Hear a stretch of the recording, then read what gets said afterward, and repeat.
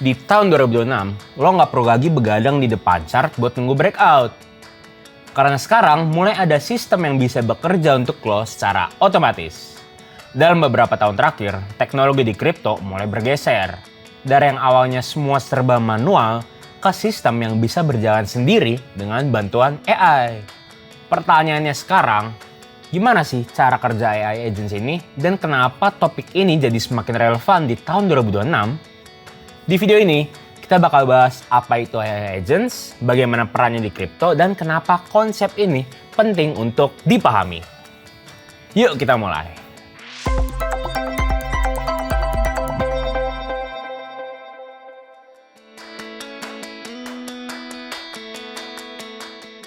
Welcome back to Crypto ini bareng gue, Yosua.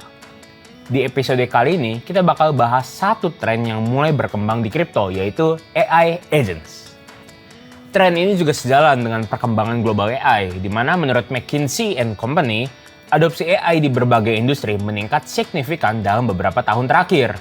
Kalau dulu semua aktivitas dilakukan secara manual, mulai dari beli aset, staking, sampai pindah-pindah dana, sekarang mulai muncul sistem yang bisa membantu menjalankan proses tersebut secara otomatis. Bukan hanya otomatis, tapi juga bisa mengambil keputusan berdasarkan data. Perubahan ini menunjukkan satu hal, peran kita mulai bergeser. Dari yang sebelumnya kita sebagai user, menjadi pihak yang mengatur sistem yang bekerja untuk kita. Secara sederhana, AI agent adalah program yang bisa mengumpulkan data, menganalisa, dan menjalankan aksi secara otomatis. Di dunia kripto, sistem ini biasanya dikombinasikan dengan smart contract. Perbedaannya dengan bot trading biasa ada pada cara pengambilan keputusan. Bot lama biasanya hanya mengikuti aturan sederhana, seperti trigger harga. Sementara, AI agent bisa mempertimbangkan lebih banyak faktor, seperti kondisi market dan berbagai pilihan strategi. Contohnya seperti memiliki asisten yang membantu mengelola aktivitas keuangan secara terus-menerus. Namun, tetap perlu diingat, AI agent bekerja berdasarkan data dan parameter yang diberikan. Artinya, hasil yang diberikan tetap bergantung pada kualitas input yang digunakan.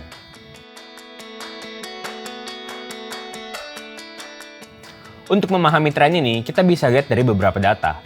Pertama, dari sisi industri DeFi, menurut data dari DeFi lama, total nilai aset di DeFi berada di kisaran 80 hingga 100 miliar US dollar dalam periode 2025 sampai 2026. Ini menunjukkan bahwa aktivitas on-chain masih cukup besar. Yang kedua, dari sisi narasi AI di kripto. Data dari CoinGecko menunjukkan bahwa kripto dengan kategori AI sudah memiliki total market cap senilai 21 miliar US dollar. Artinya, minat terhadap kombinasi AI dan kripto memang terus meningkat. Jadi, meskipun istilah AI agents masih tergolong baru, arah industrinya sudah mulai jelas, menuju sistem yang lebih otomatis dan berbasis data.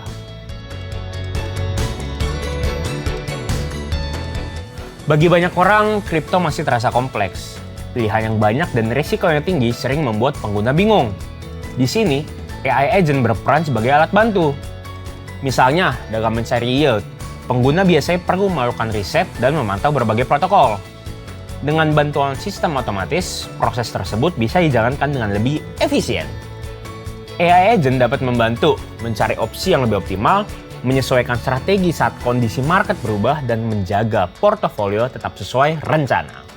Yang perlu diperhatikan, sistem ini tetap bisa berjalan secara non-custodial, artinya aset tetap berada di wallet pengguna. AI hanya menjalankan instruksi yang sudah ditentukan. Kalau kita lihat dari sisi institusi, perkembangan ini juga mulai terlihat. Salah satu contohnya adalah Project Guardian yang dipimpin oleh Monetary Authority of Singapore dengan partisipasi dari institusi seperti JP Morgan.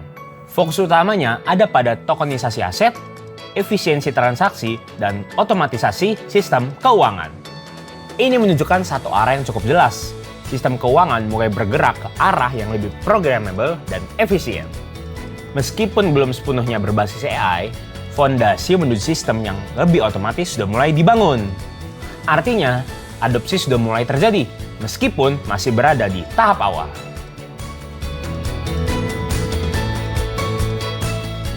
Nah, meskipun menawarkan kemudahan, AI agent tetap memiliki resiko.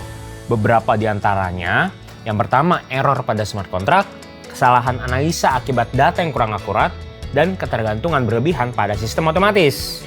Oleh karena itu, kita juga tetap perlu berhati-hati. Pastikan untuk melakukan riset secara mandiri, menggunakan platform yang terpercaya, dan tidak membagikan akses sensitif seperti private key. Ingat, AI sebaiknya diposisikan sebagai alat bantu, bukan pengganti keputusan sepenuhnya. Jadi, kalau kita rangkum, AI agents merupakan bagian dari perkembangan berikutnya dalam kripto. Dari sistem yang awalnya manual, jadi otomatis, dan kini mulai berkembang ke arah yang lebih cerdas. Perubahan ini tidak terjadi secara instan, namun arahnya sudah mulai terlihat. Kedepan, bukan hanya soal memahami market, tapi juga bagaimana memahami cara menggunakan tools yang tersedia. Thank you sudah nonton sampai habis. Kalau lo suka pembahasan kayak gini, jangan lupa like, share, dan komen ya. Sampai ketemu di kripto ini berikutnya.